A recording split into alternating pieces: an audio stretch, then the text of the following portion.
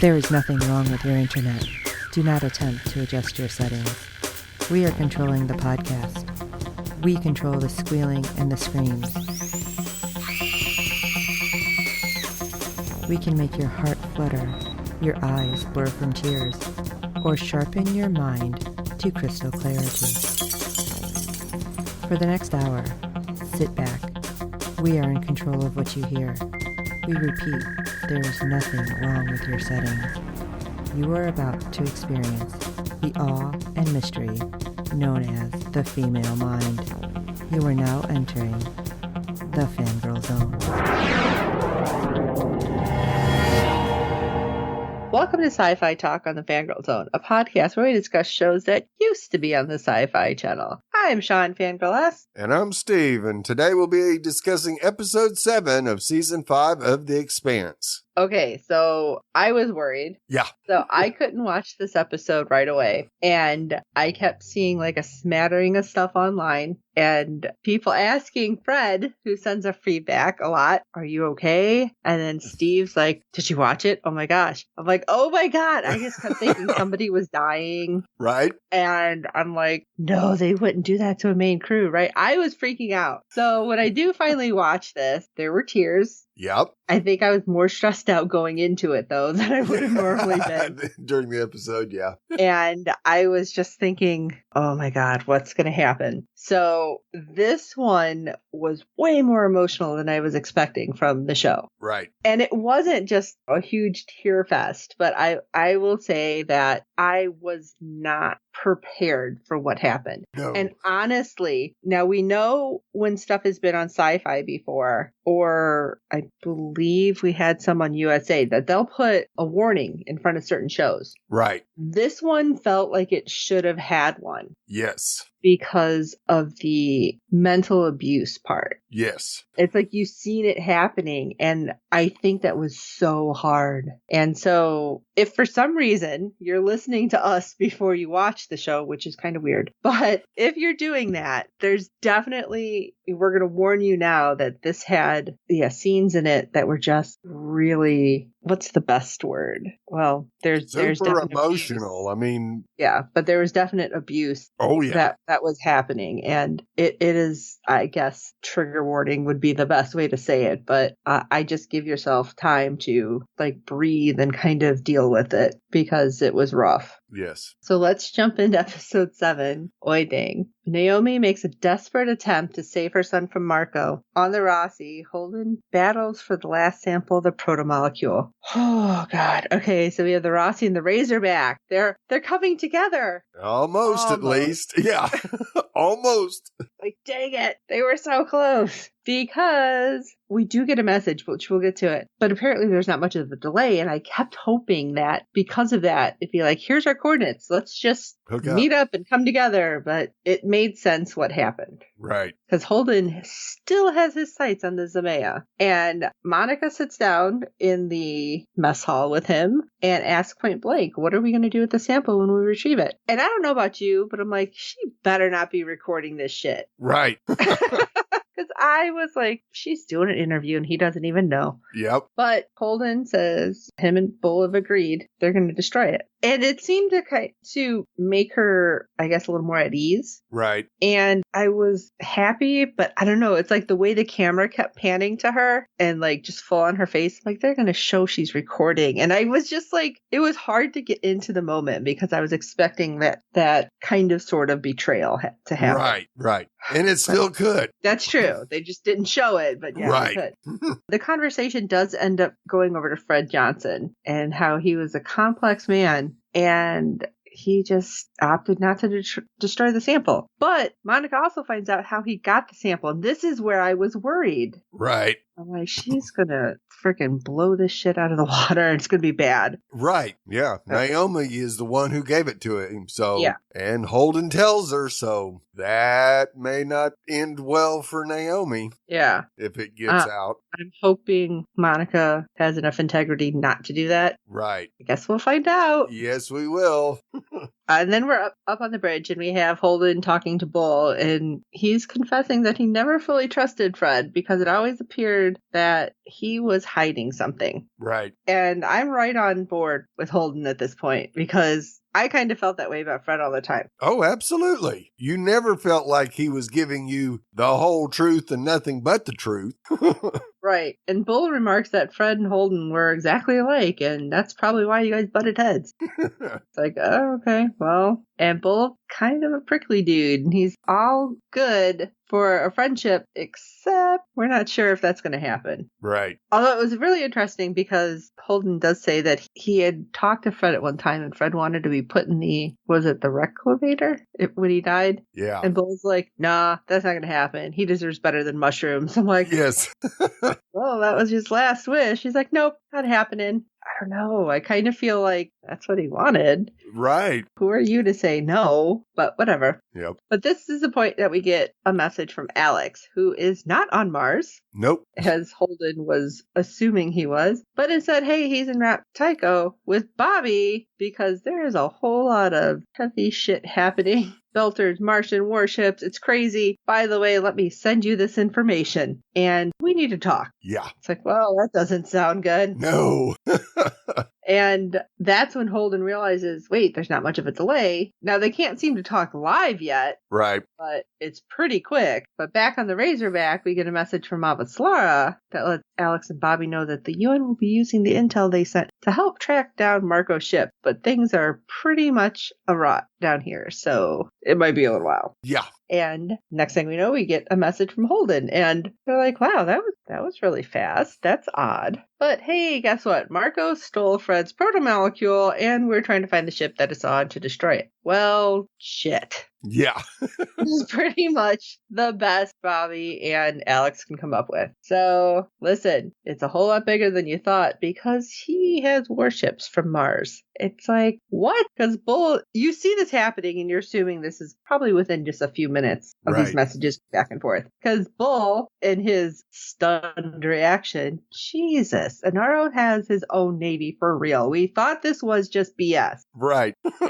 No. Not so much. And of course, Holden's more interested in the fact that the Chetsamoka, which was Naomi's ship, is one of the vessels that he just got the info from Alex on. It's like, okay, get your head on straight. Right. And you'd see him take that pause, and you see Monica giving him the evil eye, like, don't you dare.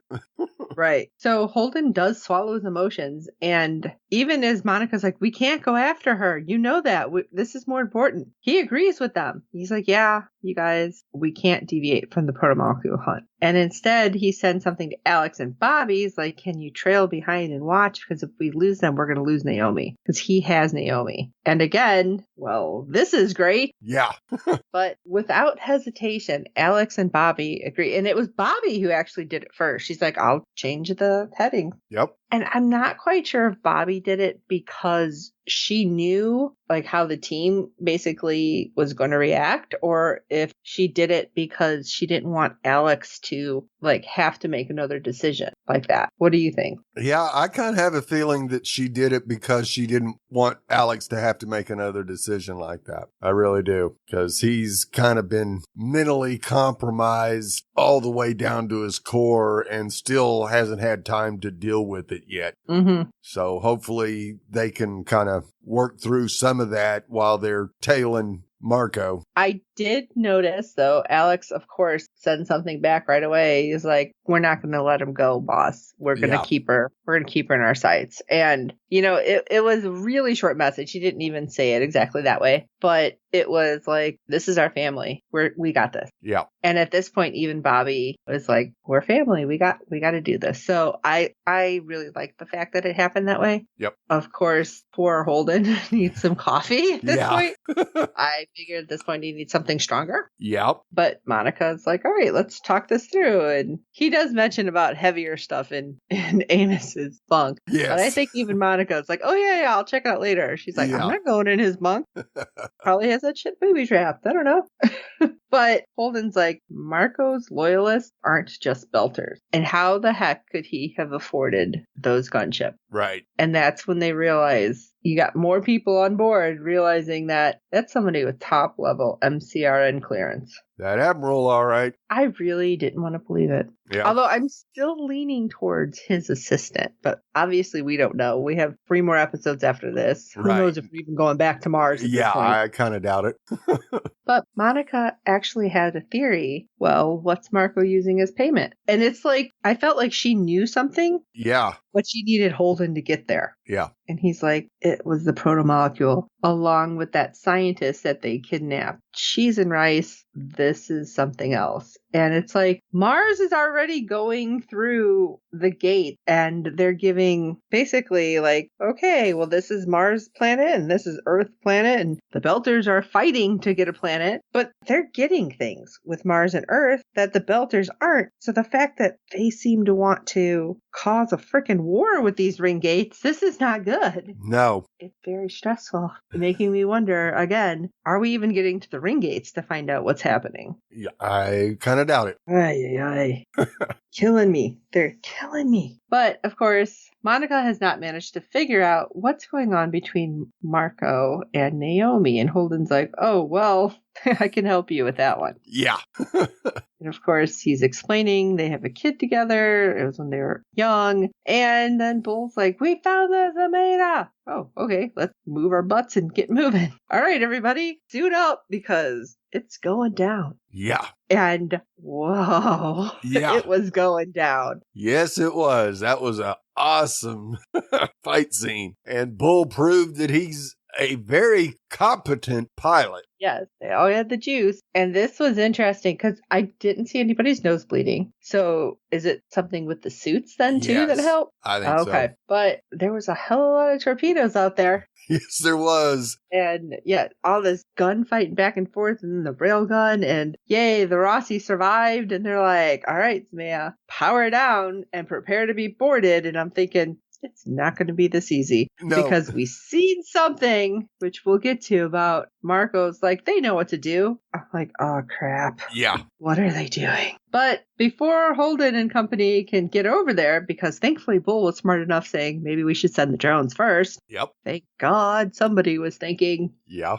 Because it's like, all right, we're going to go, we'll get the ship's data, we'll find out information. Nope. The Zamea blows itself up and Holden dropped one long F-bomb. Yes, he did. I think it had like 8 syllables. I was like, okay, were there people actually on the Zamea? Or was there something at some point where they switched? It just seemed really strange. And there's no way they blew up the protomolecule. Yeah, there's no way that they were going to give that up. And I think as soon as Marcos realized that the Rossi didn't get destroyed, that Holden was coming after him, that, yeah, they probably made a switch somewhere before the Rossi got started. And well, they did mention a Belter skiff at some point. Right. So I feel like that can't just be a throwaway, right? No. All right, let's go to the Pella, which is pretty much the rest of the episode. Yes. Which seriously, this is where I was crying, in case you couldn't figure that out. I wasn't crying over the Zamea. No. You have Naomi dreaming of happier times and the flashbacks from when Philip was a baby, and it was just so sweet. And I'm like, well, they're going to kill us with something, I'm sure. Yeah, we seem to be getting more of the whole story, I think. We see how much they love their son and how much Marco and Naomi seem to love each other. And of course, we come to the shattered realization that that is not what's happening. No. Because Naomi is in her cell on the Pella. And her own safety is not really her concern. She is fearful that she arrived too late to get Philip away from his father's control. Ugh. And again, this is when you start seeing the various levels of abuse from Marcos. So despite Naomi's concerns, it was suggested right that Philip isn't a total lost cause. Yeah, it was definitely hinted at. Yes. But again, it's like, okay, you can have so much awareness of what's happening, but if you're in that kind of situation, it doesn't mean that you're going to be able to break out of it. Right. Because we see Philip in his quarters reading about the behemoth and his mother's heroics when Marco comes in and he's stopped. I'm thinking, why do you have your door open? But whatever. He stopped and kind of looked, and you just see this moment like flash on his face, like, he's paying attention to her, not me. Right. Like Marco is just mad. And Philip disappears the report and he lies. He's like, oh yeah, just scanning reports about the Free Navy victories and yay, us. And Marco, of course, saw it, but he's not saying anything. And I don't know if Philip thinks his dad believed him or not. Right. But instead, he seizes the opportunity to give a demonstration of just how manipulative he is. And this is where I'm saying all the mental abuse starts coming in. Oh, yeah. Marco could easily just take the Chetsmoka and do what he wants, but it's a junker and Naomi gave it to you. But how about you do me a favor and let me use it without saying why? Right. And it's just always trying to lead Philip where he wants him to go and test him. And he's like, I know you've been spending time with her lately, so I wasn't sure if that ship held some sentimental value to you or something. It's like, ugh. Yeah, just digging it in. Yeah, let me just see how bad this is. And of course, Philip's like, I want you to be proud of me. And instead of saying something along the lines of, I am proud of you, Marco's like, let me go all Han Solo here. Oh, I know. Yeah. Only definitely not in the same way as Han Solo. Oh, no. And next up on this manipulation mind trip, we have Marco stopping at Naomi's cell, where he kind of turns on the charm, but it was creepy, and I'm like, he's going to kill her. Yeah.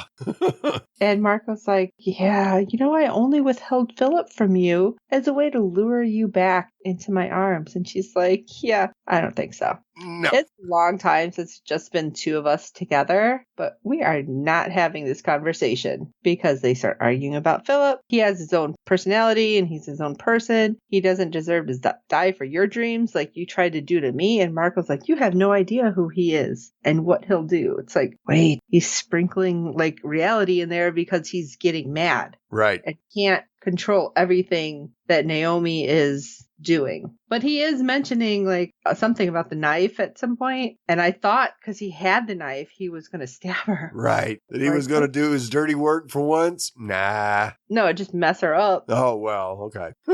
Of course, Naomi is all upset because she missed Philip's childhood. And it only happened because you hid him from me. And I'm not sorry I left. The pain of losing Philip was not as horrible as the pain of having to stay with you. And I feel like at this point, Marco, green-eyed monster was popping up. Oh, yeah. Yeah, she was able to dig right back at him, which he wasn't expecting. Right, because Holden is tip of Marco's tongue. He is just not happy with the fact that she's with an Earther, and Naomi's like, he's all the things you pretend to be. And the only reason I'm still alive is because, Marco, you don't want Philip to realize that I've been right about you all along. And of course, that's when you just see Marco seething. Yes. And again, I'm like, he is going to cut you. What are you doing? Yeah.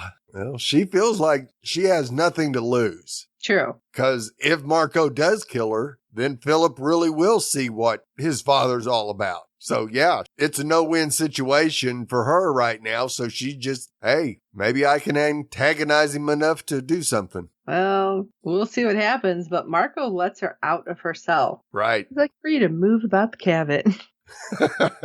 I know she didn't trust him. I didn't trust him. No. And we see her walking about and she ends up at Philip's room looking to talk to him. And she's looking around at stuff and grabs his razor. And I think at this point she realizes, wow, he is a lot older than I was really expecting him to be, even though she has not given up on him. Nope. But he comes in her room, or he comes to his room, and finds him there, and he's, I don't know, friendly, open. And I love it when he's like, what are you going to do? Try to kill him with my razor? And she's like, no, just wasn't expecting a razor. You're older than I thought. Yep.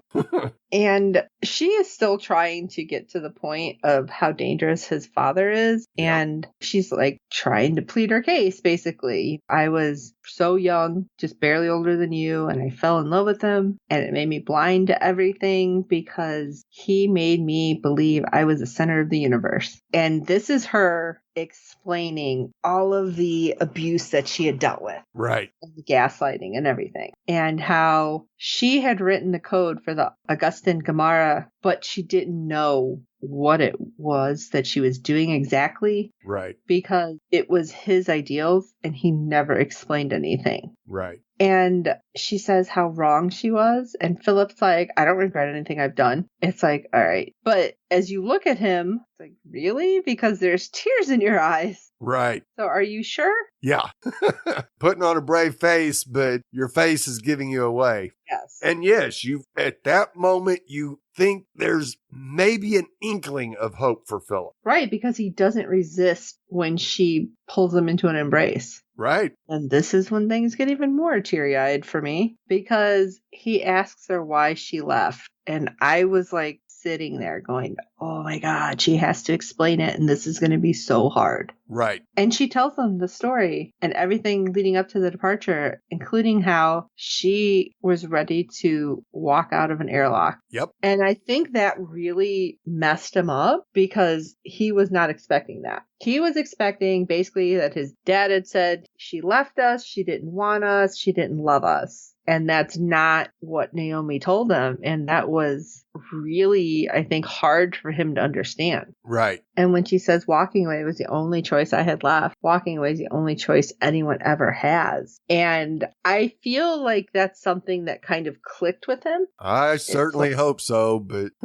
I think so, especially at the end of the episode. Maybe. So I think that he was not expecting any of that, though. No, he was expecting probably a story that was more self-centered around her because the story he got from his father was centered around him, if he really sits down and thinks about it. Right. And the fact that she tells him, your father hid you from me, and I searched for a really long time and there was no way I can find you. Right. I think that surprised him. Yep. And then we see Naomi in the mess hall and Sin comes in. And that's the first time they've seen each other again, or at least talked, since she whacked him with the wrench. And he kind of looked, and I swear he looked at his tools like, is there a wrench in here? Yes. And apparently there's no bad blood between them because, I had to save the Rossi and I'm sorry I hit you. And she's like, I've been hit harder. Yeah. Okay, this is weird, but it's like whatever works, I guess. But again, thank you for making me cry again. Right. Because the conversation gets real fast. Yeah. We're getting the whole story of this now. Oh my gosh. I was not expecting to get all of this. No. In this. Because Sin brightens up stuff that's pretty much been weighing on him for years. That he went to look for her and I seen you walk into that airlock. And I think that surprised Naomi that somebody had seen her do it. Right. He's like, I was so relieved when you walked back out. I didn't think there was anything that could break you. And when she explains more, it's like, okay, I'm assuming he's somehow family. It's like you may have been family, but you didn't know what Marco was doing all those years. And then when Sin starts getting teary-eyed, I'm like, oh crap. Yeah. He admits that the reason that she was never able to find Philip was because he helped Marco hide him. And he was only ever pretending to help Naomi look for the baby. And oh my God, it felt like somebody just jabbed a knife into my gut and twisted. Oh, absolutely. You could feel Naomi's pain. I couldn't believe it. The person who she probably looked at like a father figure. Right. Help and help basically break her. Yeah. And he did say that he went to talk to her the next morning after the airlock incident. And I think he said he was going to come clean. Right. But she had already left. Yeah. And so Naomi's like, well, you want to make up for it? Help me now. And I really don't know where Sin's head has been all these years. Right. He's been part of Marco's crew for all this time. He's been helping raise Philip. But at the same time, he didn't seem to have too much of a problem about the Rossi being blown up. But then again, maybe what he was doing was giving her the opportunity to contact the Rossi. Right. I'm not sure. But we do have that moment of hope because the Rossi is not in pieces like it's supposed to be. It's closing in on the Zemea. Right. But we have Marco super pissed at Sin, at Philip, and you guys didn't want me to space her, but you know what, Philip? We're going to show everybody the price of your failure. It's like, what the hell? Yeah. Because Wait, was it? All right. Now I'm getting confused because I'm like so Well, stressed. yeah, the failure was Sin's failure about the Rossi. Okay. I'm Yeah, like, this wait. is the standoff between Sin and Marco, and we find out that basically Sin raised Marco as well. And you kind of go, oh, crap. Right. Okay. I'm like, hold on, come back to it. Because Marco's like, you taught me how to be strong, but now look at you. Naomi's back and you're weak. Right. And Marco kind of revealing he's more concerned with Naomi turning Philip against him. It's like, what is wrong with you? Yeah. Issues. Like, you need therapy, Marco. Yeah. And Naomi has warned that Marco only cares about himself. And Philip, of course, is like, that can't be true. That's my dad, but this is my mom. So he approaches his father and he's like, I want to do more for the cause. Like, I want to captain one of the ships in the fleet. And again, here comes the freaking mental abuse. Oh, absolutely. Marco humiliates his son. Now, I kind of feel like at first everybody's like, oh, like turning their head, like, we're not going to watch this. Right. Because he's like, oh, do you want everybody to know how you screwed up here or you messed up here? And you are nothing without me. These people are calling my name. They care about me. Nobody knows you. You're nothing. And when that happened, I was like gasping. Right. You think, all right, this is going to do it. This will be the thing that turns Philip to Naomi. Right. Except he planned it all out. Because then he's like, you're my heir, and one day you'll lead the belt after I'm gone. And people will be calling your name, Philip, Philip. And then the crew starts chanting Philip. And like he's looking around, and when you see Philip's face, like, oh, okay. It's enough to draw the kid back in. Yep. And that was just painful. Yes. And So close, and yet now so far away. The hits keep coming. Yep. Because Naomi's brought to the bridge. Now, one of the guys that brought Naomi up was one of Drummer's people. Right. The guy with the triangle. So I really thought something was going to happen. Yeah. Good for us. Yes. But hey, Marco is going to go ahead and tell you what's going on, Naomi. Yep. Let's dig it in some more. Yeah, I asked Philip if I can use the Chesmoka. Yeah, he was fine. So we're going to use that to lure the Rossi in and then destroy it. And then we'll let you go. Because you thought you were getting out. We'll put you on, what did he say, a float and leave you there. Yeah. And of course, Naomi is shocked. And she turns to Philip, hoping there's a shred of goodness in it. But then he calls her a pathetic, earth-loving Walwala, which is traitor, and slaps her. And then says, you are everything that I am not. And oh my God. Yeah, that did it right there. You see the just desperation now in Naomi's face that this is just not going to happen. Right. And Marco's like, did you really think you can get my son to betray me? And again, when he's like, you are nothing, that's all you're going to be left with. And she even looks towards Sin and he turns away from her. Right. And I am in tears. Yeah. I was like, I can't believe this is happening. And we have Naomi like reach out to punch him. I'm sorry, Naomi's a lot stronger. She should have been able to at least land a punch on Marco's face. Yes.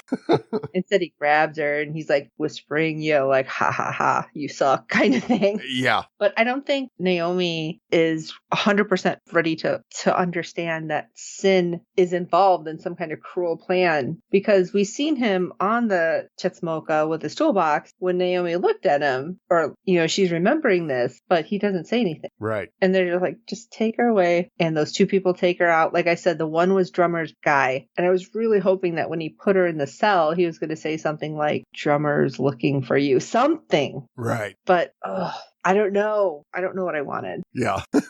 Now, Naomi, of course, only has one family left at this point. It's the Rossi. Yes. And desperate times call for desperate measures. Yes. Because Marco has totally backed her into a corner. And I feel at this point, Sin was still trying to help because they didn't lock Naomi in the cell. They let her kind of wander. And when she knows what's going to happen to the Chesmoka and the Rossi, it's like he seemed to go into full deja vu panic mode because he's like, where's Naomi right now? Right. And he sees her standing at the airlock looking at the ship. Yep. And he gets up and leaves. Now, he doesn't go running out, but Philip turns and looks and sees what's on the screen. Right. And Naomi walks into the airlock, and Sin, jumps in right before the doors close. Yeah. Yeah. And she had grabbed something, and I didn't know what it was. Right. And she even shows it to Sin. And she says, "You shouldn't have followed me." And he's like, no, we can work this out. And Philip does end up on the other side of those doors. Now, I don't think Naomi's seen Philip. No. Because she opens the exterior door and she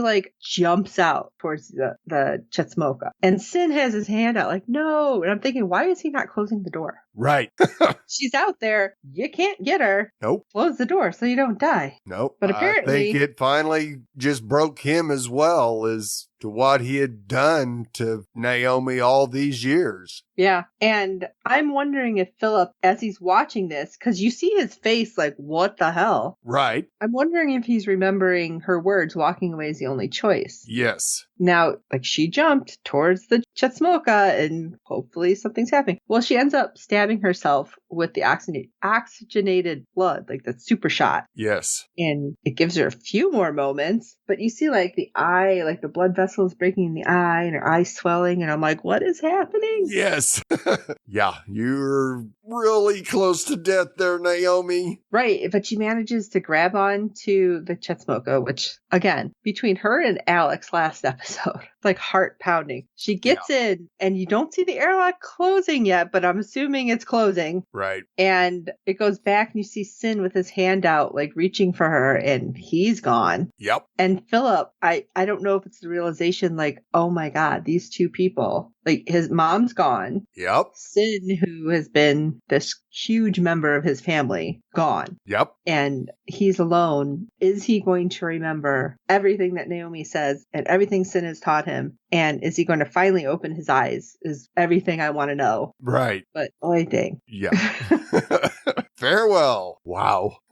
This was rough. And I was in tears at the end because I'm like, oh my God, she's walking out the airlock. Is that going to change? I really thought she was dead. Yep. Although I don't know how alive she's going to be. Right. Over on the Chetsmoka when she has to kind of figure out how to take it off of the autopilot and fix herself and warn the Rossi. And it's just so much stuff. Right. And that ship's not far away enough that Marco could just as easily just blow it up. Right. But it's holy crap. Why take a chance of Naomi messing up his plan to get revenge on Holden? Unless, and this is a stretch, Philip doesn't tell him because he doesn't know what's going on right now. True. So, Philip could just say she walked out the airlock and Sin tried to stop her and he got caught up in the airlock. Who knows how this might play out. True. Oh my God, I'm so stressed.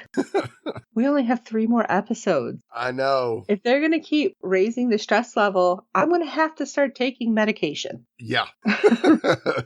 Well, but I'm stressed. There's got to be more people stressed, right, Steve? I would certainly hope so. Well, we're going to find out if our friend Fred from the Netherlands is stressed out as we are. So let's hear what he thought of the episode. Hello, Steve, Sean, and all listeners to the Fangirl Zone. This is Fred from the Netherlands with some feedback for The Expanse Season 5, Episode 7. Gee, what a Naomi family Inaros heavy episode. The interactions between all 3 of them were very, very heavy. Between Marco and Philip and the pressure he puts on him. And in a completely different way, actually also the pressure Naomi puts on him. And then the very tense discussion, power play almost, between Naomi and Marco. So far, Monica Stewart is an asset. She helps putting things in perspective for James Holden. Okay, that was all for now. It was a short feedback, but I don't have to say much more. Almost the whole episode centers around the Inaros/Naomi family. Great, all the best. Fred from the Netherlands. Short and sweet. Very heavy, though. Yes. Oh, my gosh. So I'm guessing that you're a little stressed talking about how heavy all the interactions are, and you just didn't tell us that. Yeah. Because seriously, like, I have pressure in my back right now, like from holding my shoulders, and all I'm doing is talking about this. Right. Like watching it, and I could not watch it a second time because it was one of those episodes that were just like, I don't know if I'll make it a second time. Yeah. May take a few years to be able to rewatch that one again. There's some episodes on some of these shows that it's one time. That's all I can do. Yep. But an amazing episode. Just loved it. It was so good, though. All right, Steve, we had friends feedback. Do we have any other feedback today? Oh, we sure do. Once again, our friend Christina from Ohio has left us some feedback, and let's see what kind of great knowledge she drops on us this time. Hey guys, Christina here with feedback on episode 7, Oyedeng. Man, this is when Naomi Nagata ascended the throne of most badass woman in space. I have been waiting for this moment for so long. She has finally dealt with her past as best she could. She did and confronted the things she needed to confront. And then she had to say, Oyedeng, in the same emotional, traumatic way in which she left her family. And that she's doing it to save her new family, the family that saved her in so many ways. Just such beautiful cinematic poetry. Let's get into some of these interactions because, man, look, let's start with Marco and Philip. There was definitely some debate during the season, like, oh, it's gonna go the kind of predicted route. She's gonna get through to her son and he's gonna help her out, or he's gonna soften. And what I love is that they show you that that does happen. However, he's also a man, or a man-child that idolizes his father and has been taught under this delusion, under this same pool that she herself fell enthralled to, and he's at the same exact age she was when she fell under that spell. Once again, the cinematic poetry, but it's just, it becomes that space opera drama between these three as history kind of repeats itself, but now it's her son who's suffering from that need to do everything they can to please him, and he even says it, I just want to make you proud, and Marco says, I know. Oh, hi, thanks for checking in. I'm still a piece of garbage. I continue to be very fascinated, even and appalled, yes, at Marco and his diabolical ways, but man, is it just good TV to watch. I'm not going to pretend that he's not pretty and that every time he speaks and talks and walks around, I'm kind of just distracted by that. But I also know that he makes a very complex villain. And you hear that with his backstory a little bit. You know, we grew up on Palace Station, orphans, street rats, and we know that street rats aren't treated great at all. Like they're the bottom of the barrel. And that's where Naomi comes from. But while she grew to love her people and want to help her people in a non-violent way, he grew resentful and wanted to help their people in a violent way. And that is what he defines as a fighter. To win is to oppress. This is what the legacy of the Inner's treatment has created. You create your own monsters, and they tend to look a lot like yourself when you are putting that stuff up for reflection. That's not to say or justify that he should also be an absolute manipulative, maniacal, psychologically sociopath that he is.